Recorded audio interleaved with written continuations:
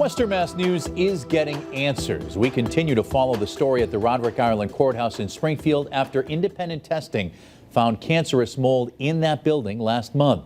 Good Thursday evening, everyone. Thanks for joining us. I'm Chris Pisano. And I'm Jordan Jagalenzer. Employees at the courthouse filed a lawsuit against the Massachusetts trial court in the Supreme Judicial Court, which has been delayed amid settlement talks.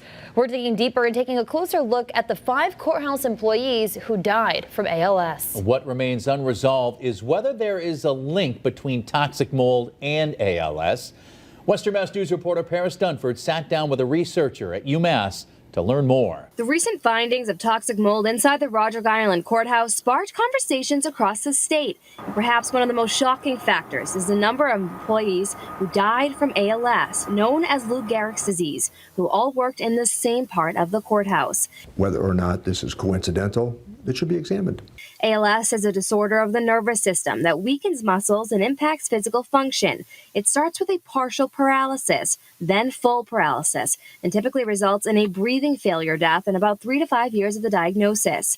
And there is no known cure. It typically affects something like 3 or 4, maybe 5 people per 100,000. Dr. Robert Brown, a neurology professor at UMass Chan Medical School, says in order to determine just how significant the coincidence is, you have to look at the denominator. So 5 deaths out of how many people? We weren't able to narrow down just how many people have worked in the office in question over the past 20 years after reaching out to numerous officials in the courthouse. But we did learn there are about 500 people who work inside the courthouse on any given day. And even with that information, Dr. Brown says 5 is a shocking number. Even if it's a fairly large number, that does seem like a high number of ALS cases, particularly given that, as I understand it, some of the individuals had literally been in the same chambers.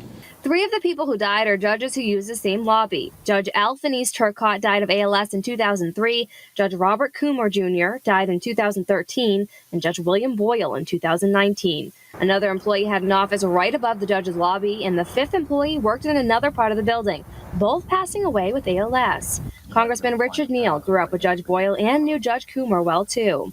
He remembers watching his 2 close friends slowly lose all of their functions because of the disease. I watched almost a daily decline, the dreadful disease. So it's very human, and trying to give perspective to it is very important. Neal believes both judges would have continued to work for the community for much longer if it wasn't for the terminal diagnosis.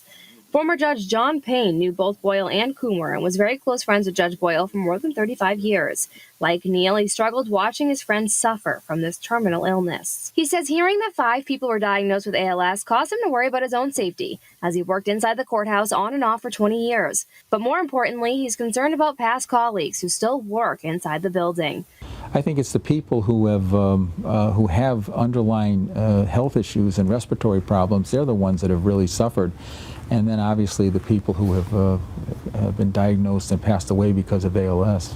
Both Payne and Neal want to see the building investigated by professionals to learn if science has an answer for why there are so many ALS cases in the courthouse.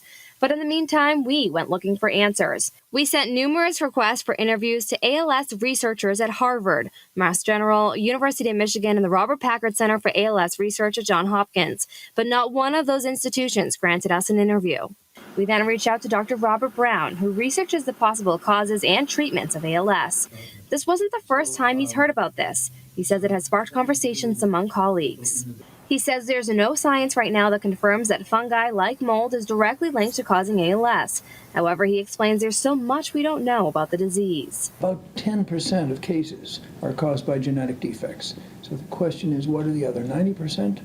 And one presumption is either that is some kind of exposure to an environmental toxin, which could be a fungus, could be a bacterium, could be a metal, could be a pesticide, or that plus a combination of many gene defects. So we don't know what that other 90% is caused by. Now, although Dr. Brown can't confirm that mold directly causes ALS, he does say that more research needs to be done. In this case of the Roderick Island Courthouse could be the key to learning more. When a large cluster occurs in a confined region, one has to think carefully about the hypothesis that there's some common cause. Not just for the sake of the families who lost loved ones, but for the medical field to understand why these sporadic cases of ALS occur. As if one could understand any one of these so-called clusters, that might be a keyhole through which you can understand all of sporadic ALS. Reporting in Springfield, Paris Dunford for Western Mass News.